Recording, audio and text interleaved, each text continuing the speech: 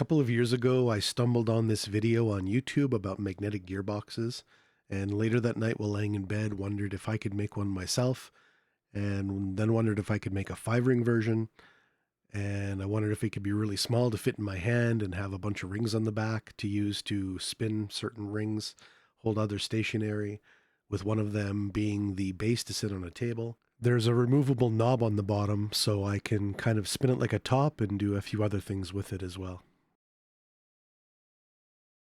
The first outer ring is a rotor with 48 magnets making 24 sets of alternating poles.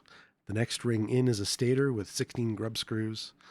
The middle rotor has 16 large magnets making 8 alternating poles. The fourth ring has 12 smaller grub screws. And the smallest inner rotor has 32 tiny magnets making up 16 sets of alternating poles. The rest of this video is just me spinning it with the magnetic film.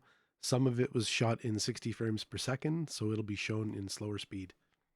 I can make the viewing film stay stationary, spin right, or spin left, depending on what I hold on the back with my finger.